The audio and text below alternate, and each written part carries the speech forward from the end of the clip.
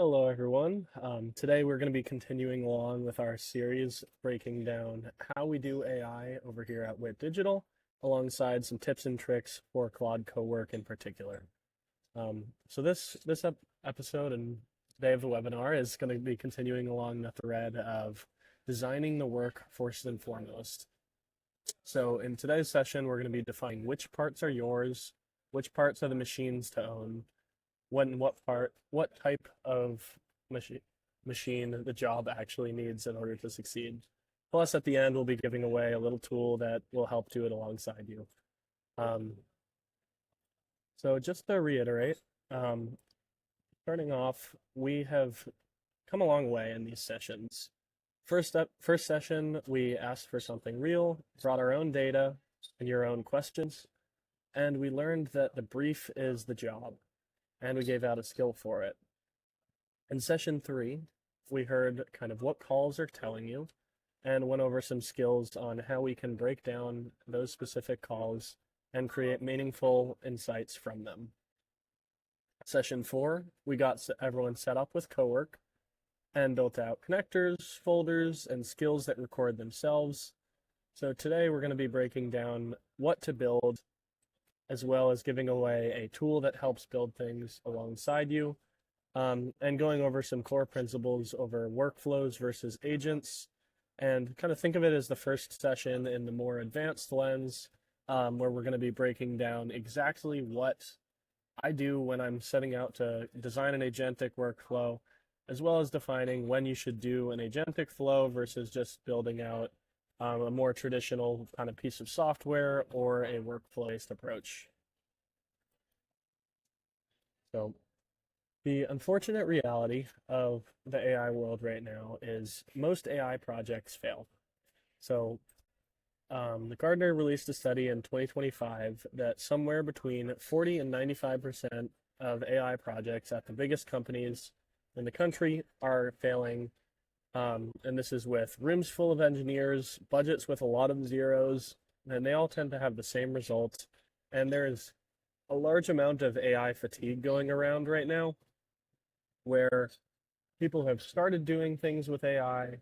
It didn't quite work out exactly where they wanted it to, which puts everyone who's watching this at a very good spot now, where we've kind of seen how the dust settles across most of the board now, and we're going to be able to skip ahead on taking specific insights from the AI projects that succeed and turn that into something that is actually useful for you in your business. But the one common factor between all AI projects that succeed is they pick the shape before they understand the problem. That kind of is the whole thing, where it generally feels a little bit harder than the ads make it look. Therefore, you're probably in pretty good company, where it would be misleading of me to say that anyone can just go down, start prompting away, and get a valuable outcome from AI, when the reality of the system is that you have to really define the shape of the workflow or the shape of the agent before you sit down and start building something, or you'll very quickly find yourself in that 40 to 95% of projects where it works most of the way, but there's some kind of bug that pops up and things don't work exactly the way we want it to. So we're going to be spending most of today's session just kind of going over how to define what the shape of a workflow is versus what the shape of an agent is, what that means, and how you can use that to create value for your business. So every ad out there says the same 4 words: just ask it to. So you hand over the whole job and it comes back 60% right. That's ultimately, it's not you missing something, it's that the instruction was wrong. Because a job is a wish, a step is an instruction, and we'll be breaking down today kind of what the difference between these is and how to create value from your AI projects out of the bat. So first and foremost is lay the parts out on the bench. Take every step in order, including the ones that went automatic a couple years ago. Whether that be open a spreadsheet, do a specific action, pull this data from Service Titan, whatever it may be.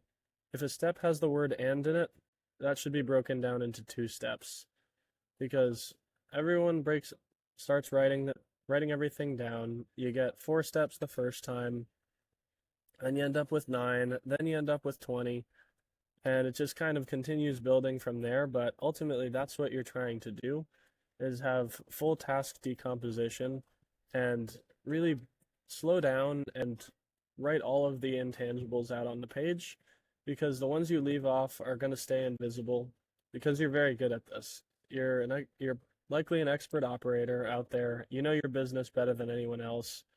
And the hard part here is that expertise is what ultimately makes your own steps kind of hard to see, because the more you slow down and really have to zoom out with everything, the better your workflow design is going to get. So I always like to use the analogy of explain things to your agents like you're explaining them to an intern that has never been in your business before, doesn't really know anything about what you do, how you do it, and just always remember, if a single step has the word and, that needs to be broken down further, because that's not truly an atomic task yet. So now we're going to be breaking down 3 reasons why a step should stay yours. Number 1, it costs money. So things that fall into this bucket are pricing, discounts, offer, anything where being wrong will show up on your P&L, because the machine is never going to feel the cost in the same way that you will as the operator. Number 2 is if it carries your name. So anything that a customer reads and attributes to you is supposed to be a decision, not a step. And if it's your relationship, ultimately it needs to be your call on whether or not you send it out. And number 3, if it's only in your head. So why did that customer go quiet? Which crew did you send? What last spring taught you? These are all things that don't really have another copy. So you work with the AI to first kind of get it down onto the paper before you try to automate it. Everything else should be fair game.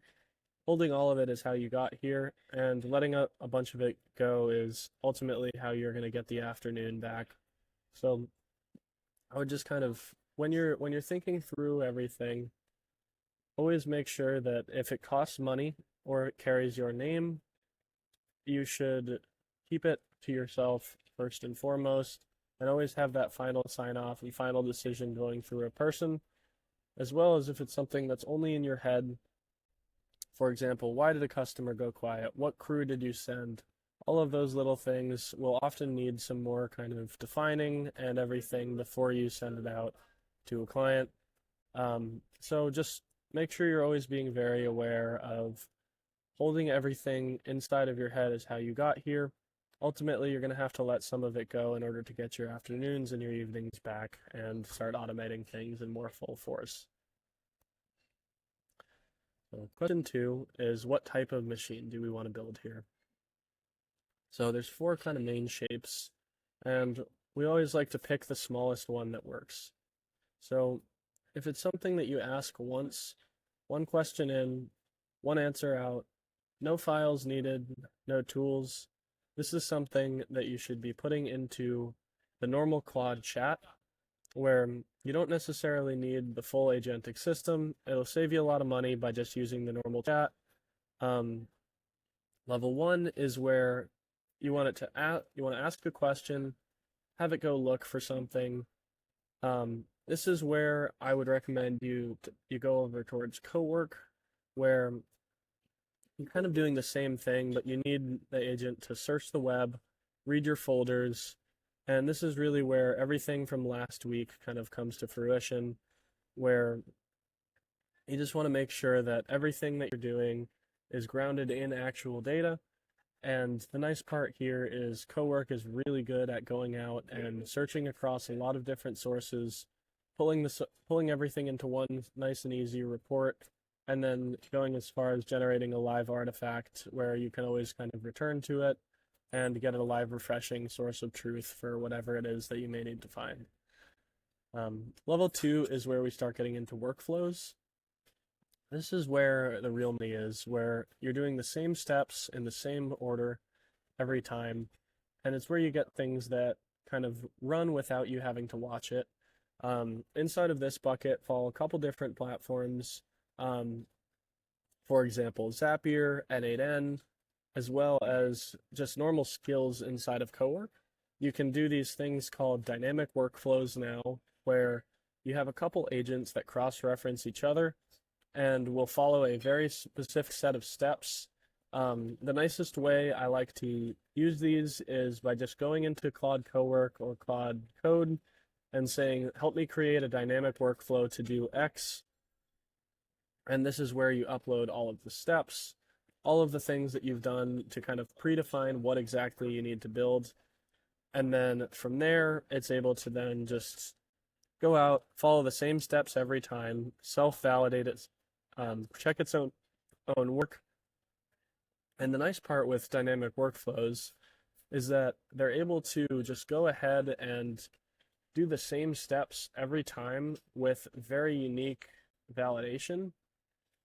So it'll kind of always get out there and follow the same steps, follow the same order, and just go ahead and create a repeatable piece of work process, provided you've done the pre-work of write everything down, make sure you don't have and in any of your steps, and really just break things down into core principles so you can create a nice workflow for things. And then level 3 is an agent. So you give it a goal and some rules, and it will decide the steps for itself. This is significantly rarer than you might think. Honestly, most of the time, I would advise against trying to build agents. I think they're overall very nice when they work, but generally speaking, it's just going to lead to significantly more token spend. Everything will get more expensive, and it's where you start introducing a lot of uncertainty into your workflows, where yes, agents are nice, they're all the rage, they're quite fancy, and everything about them is great, but everyone tends to reach for level 3 first. I've done this a lot. It's the exciting one, but ultimately, a workflow or even just the chat will usually be better. All right, so now continuing on, most of your work will almost always be a workflow. It is the same steps in the same order every time, and you can see exactly where things broke. So an example of this is back in 2019, I helped build the robots in Amazon's warehouses, where there was absolutely no AI involved. Everyone was just using Excel. But what this really taught me is that the most automated buildings in the country are running on fixed steps. And at my last job, I had one workflow running for more than 2 years with no downtime and no maintenance. And agents tend to feel like the future, but most problems really just need consistency. So kind of going back to the Amazon example, everything that I was doing over there was manufacturing line based. So you had 15 steps, and we had these little cameras that would kind of watch each of the stages going through, and based off of that, we would then manually label all of the data and say, great, how could we better optimize this workflow so we can build more robots and do this in a way that is going to be a little bit more ergonomic for the workers so they don't get carpal tunnel, they don't get anything crazy going on, and they're not like hunched over the workbench doing things that are going to give them long-term issues. And again, this was long before AI ever existed, but it was a very kind of predetermined set of steps that required a lot of manual data labeling. So if I were to go back and do this same type of workflow again, it would be the exact same thing where you're breaking everything down into kind of you either have sequential workflows or you have parallel workflows. So you're deciding what are all of the things that I can do. I have to do A before B, before C, before D. or things where you kind of have a split. So it's like step one, and then that splits into two, and then that comes back together, and then kind of finishes off. So workflows can be both sequential or they can be parallel, but ultimately this is very dependent on what type of industry you're working in home service. You can think of it as if you're doing a research workflow, you may have 50 different sources to look at. You have Service Titan, you have your latest book jobs, you have call transcripts, whatever it may be. Those are all things that you can look at in parallel, but they have to be synthesized back together at the end. So this is a step where I would use a dynamic workflow inside of Claude, and we'll give you guys an example of that in a moment, to build something that will be able to go out and pull research from a lot of different sources and then synthesize it into one final report, as well as if you're just doing something where you have a sequential workflow, then those tend to take a little bit longer, but ultimately it's tends to the after you write. So yeah, once you have a either sequential workflow or a parallel workflow, and you've broken down all of the specific steps to that, it will become very clear that most of your work tends to be a workflow rather than an agent. If it is something that really truly has a lot of complexity in it, an agent can be good, but I think we're going back to that first slide where 40 to 95% of work agents and AI related projects fail is that everyone jumps right to an agent. They skip the workflow entirely, and it's almost as if people just ignore the last 20, 30 years of software development and try to go chasing the shiny object right off the bat. So a lot of words to say. I would always advise people to start with a workflow and only go up when more complexity requires it. And you'll be able to see most tasks that you're going to use AI for are either a sequential or a parallel workflow. And we'll be going through some specific examples of this in a moment when we get into Claude for the live demo portion. So kind of continuing on that thread, an agent has to earn it. When every run is different, when you can't script the path, and when it has to adjust, all three of these conditions have to be met, not just one, because agents cost more, they break in more ways, and models are really not as good as everyone wishes they were right now, and that they'll sometimes try to hide when they break, because they're always going to give you an answer. They're all trained to be a helpful and honest assistant, and notice the order of those words there. Helpful comes before honest, which really just goes to show, even from the baseline bit of training data that every agent has inside of it, they're always going to try to be helpful before being honest. And that goes to show that if a workflow can solve the problem and you're able to control the complexity as much as possible, then I always recommend people do that first and foremost, rather than just jumping right to an agent, because things will go wrong, they will break more, and agents will always cost more than a specific workflow. And it's just the nature of the way that agents are priced based off of tokens, off of usage, and when you can't truly control the amount of tokens in and tokens out of a system, then you can end up very quickly with ballooning cost and this weird concept of kind of productivity theater, where it feels like you're doing a lot of work, but if you're not able to measure the work product's output and it's not doing something valuable and it costs the same every single time that you try to do a task, then ultimately why build an agent in the first place when you could have just built a workflow or even hired someone to do it manually again? And I know that's not the answer that everyone would likely want to hear, because agents are the future, they're great. Everything about them is so amazing, and there's all these shiny objects being painted around on the news, but ultimately, a workflow will 99% of the time be better than an agent. It just requires a little bit of forethought and breaking things down into their core principles before setting out to try to automate something with AI. So now we'll be breaking down the right tool matrix.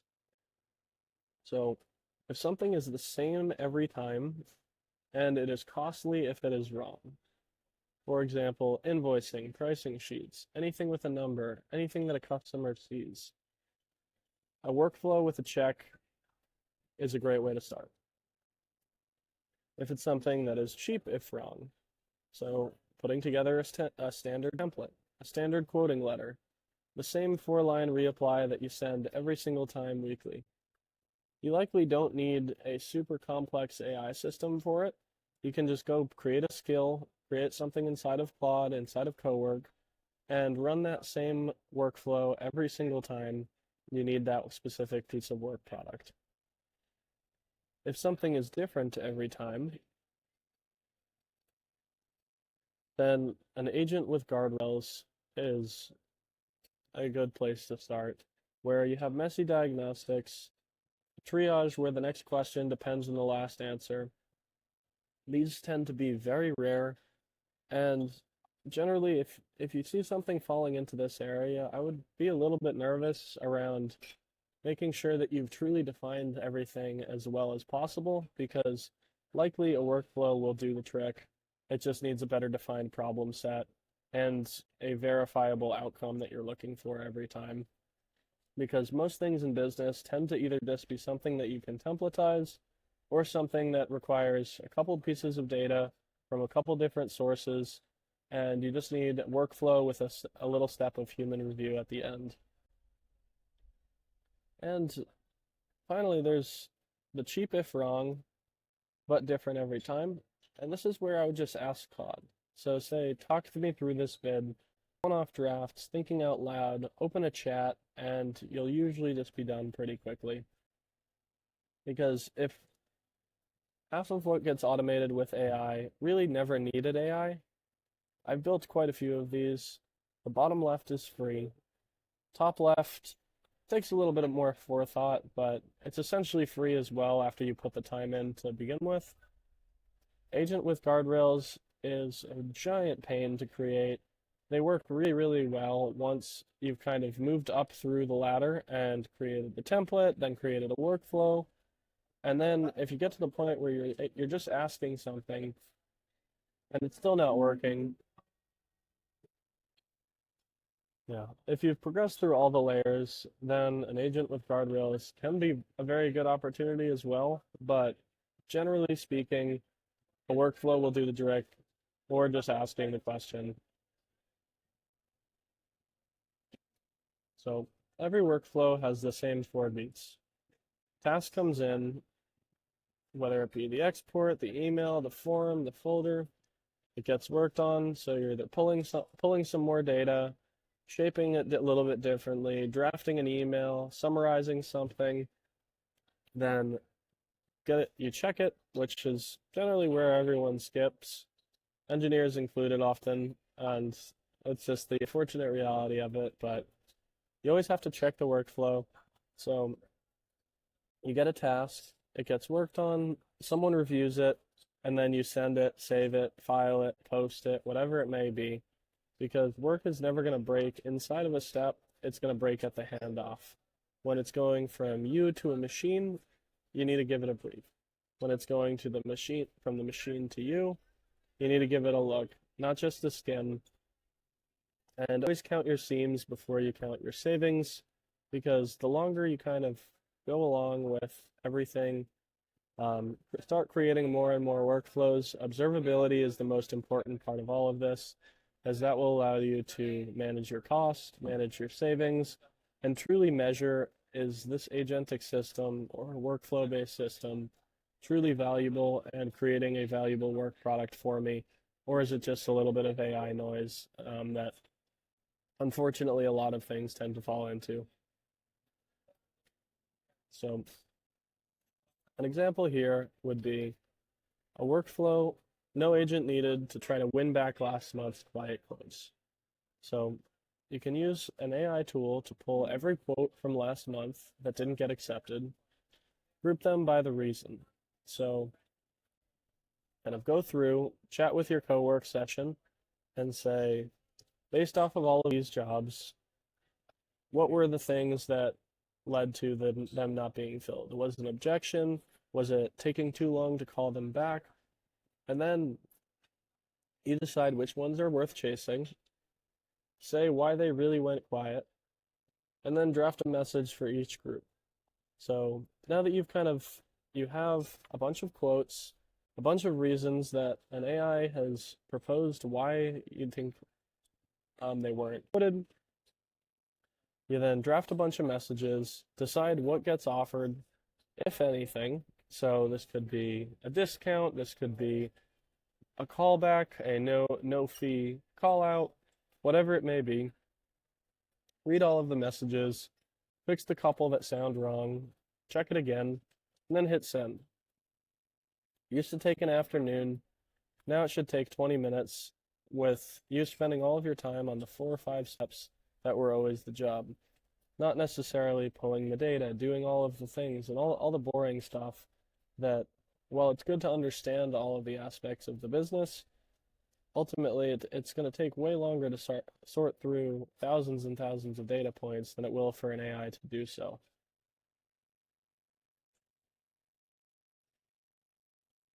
So here, given the fact that this is an asynchronous session today, I built a skill for all of you that will run the whole pass with you on your task tonight. It'll interview you, tag every step, box it, mark the seams, and we'll be giving it out to everyone, rather than just 1 or 2 people that I have time for.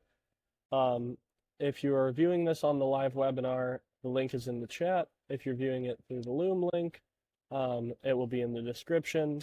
And now I'll be giving a demo of how to set it up, what it means, and kind of the overall workflow, and a couple more tips and tricks inside of Claude. So jumping over into our Claude session, I am going to hop into my personal account here.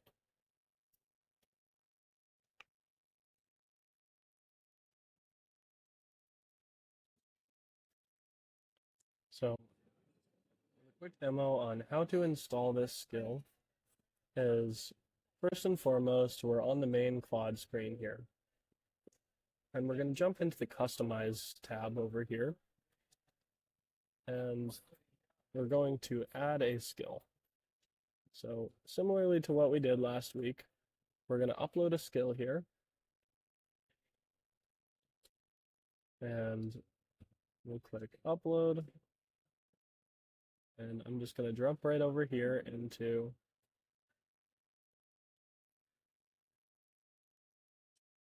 tab.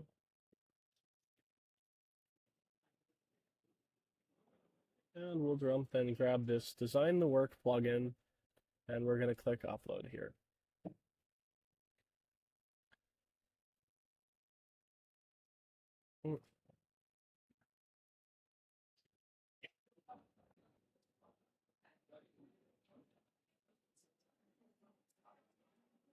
Seems to be erroring, so we're just going to give this a quick pause and then try again real quick. Alrighty, so now we're going to be uploading the Design the Work skill to our Claude. So first and foremost, we'll click Upload a Skill, drag and drop, or click to upload, and then we'll be pasting in this Design the Work skill file that should have been provided in chat. And now, as we can see, we have a skill. So just kind of walking through what we've got here, we have 4 files that have been packaged up inside of here. And what this will do is create some kind of high-level moves and walk you through how to create an AI workflow and skill based off of everything that we've discussed in this session here. And it's essentially this whole lecture packaged up into a way that AI can understand.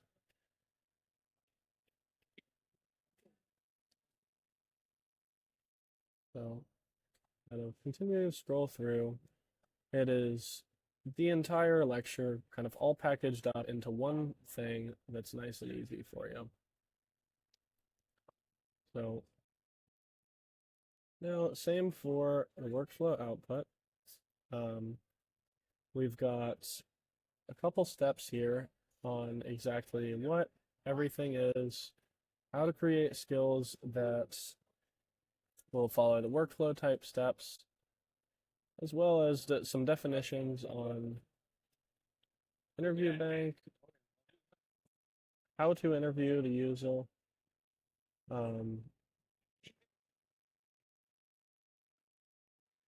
and some worked examples.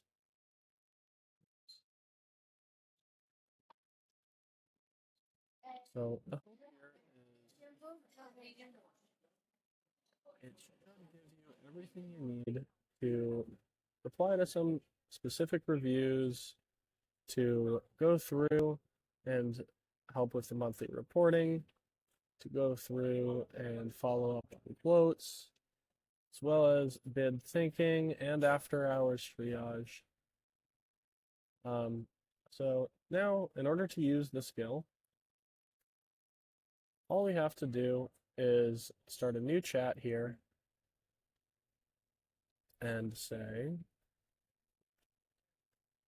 we are going to be using the design the work skill. Please load it into context. This is a live demo for the today's webinar.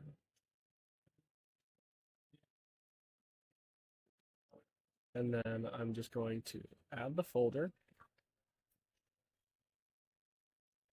that I have been using for all of the webinars thus far.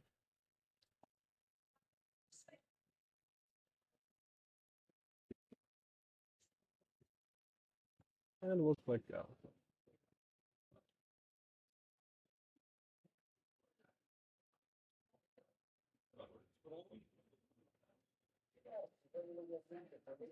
Let's walk through the examples. So now you can see over here on the right, we have the design the work skill loaded into context. We also have the webinars folder, as well as the nice little cowork progress bar.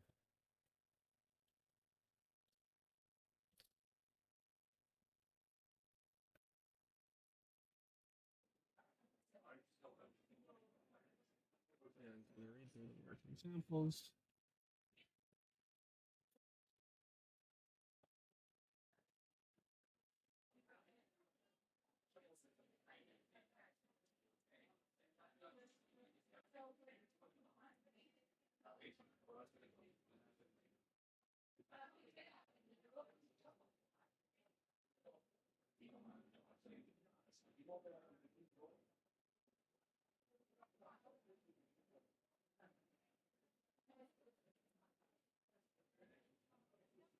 And just continuing on here.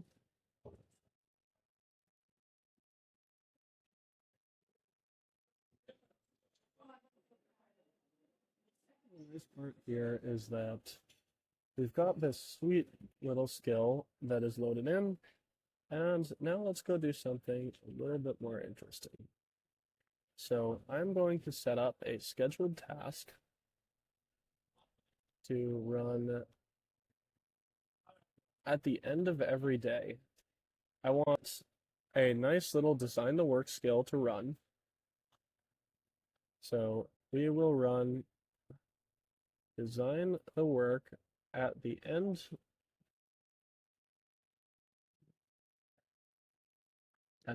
of each day, reflecting on everything we did on that day, and use it to create specialized skills and workflows.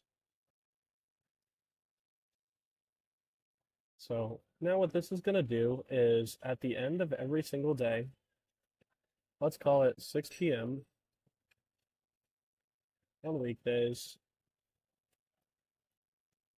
we're going to have Claude automatically run the design the work skill and go out and search through all of the chats, and it will propose something that it wants to go and do, and then create a scheduled task for us.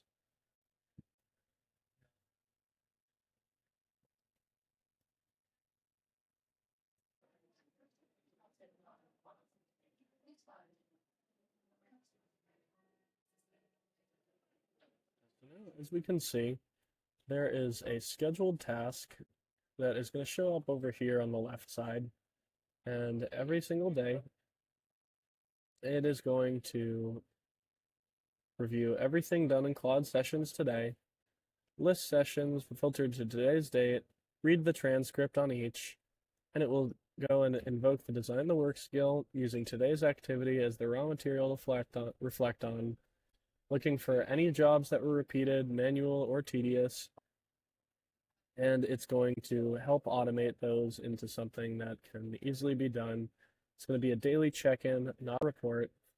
And the nice thing here is the more you're using Claude, if you have a morning review skill where it's going to help you time box, and then you also have the end of day skill, which will do a daily brief as well.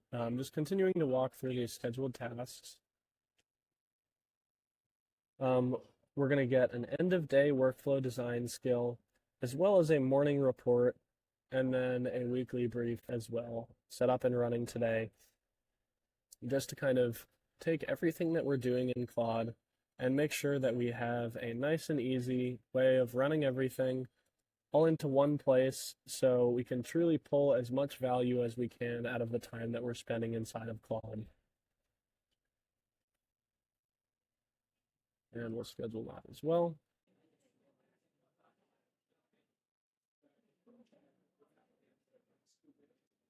And then we will also do a weekly review.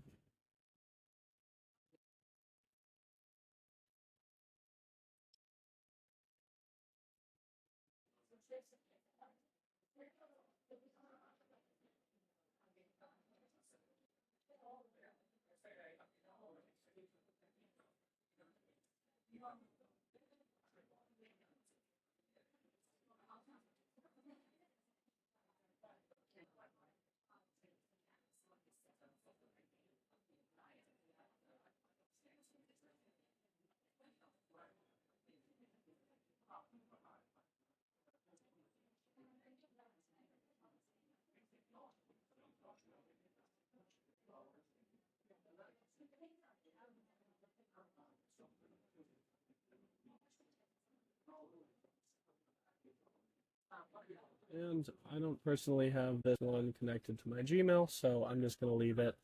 But if you needed to connect it, now Claude is able to prompt you specifically for adding connectors. And if we want to add additional ones, you can also go ahead and just add more from the connector screen as we went over last week and get access to everything all in one place. The other note, now that we have most of our information inside of the Claude platform, I would highly recommend everyone to set up Dispatch as well, which is where you're able to pair your phone, sign in on the Claude mobile app, and then scan the QR code so you can control your computer from anywhere. And it will be very, very nice for you to just manage all of your workflows, your tasks, everything from one place. And then it doesn't really matter where you are in the world, as long as you have Claude connected to your phone as well as your computer, you can access everything all from one account. So, and that about wraps up today's session. This is a quick refresher for you all. The design the work skill will name the job, name how often it takes, how long it takes now, what breaks it. It'll tag it, box it, and mark any seams that it's able to find. So I would recommend everyone bring the annoying task, not necessarily the impressive task, and answer out loud if you can. Typing out Apologies for the interruption there. There was a nice guy just showed up in the Rome airport and he was yelling at me. So yeah, we're all good now. But yeah, long story short, run the skill once tonight, give it an annoying job, build the first piece. The first version will likely be wrong, and that's ultimately month one. It's not failure. Fix the scene. Feel free to ask any questions in chat now. Stephen and Annabelle are here, so anything that's left, feel free to shoot me an email. My address is xavier@witdelivers.com, and I will get back to you by Monday. Next Friday, I will be back live again, and we'll take apart whatever broke, any questions and comments that you guys may have, and anything that you don't have to work out which box you want it to fall into. That is what these Fridays are for. So feel free to ask any questions. And if you have any further questions or anything that's workflow specific, feel free to send me an email and I will get back to you as soon as possible. Cheers, everyone. Hope you have a great day, and I will see you all back stateside next week.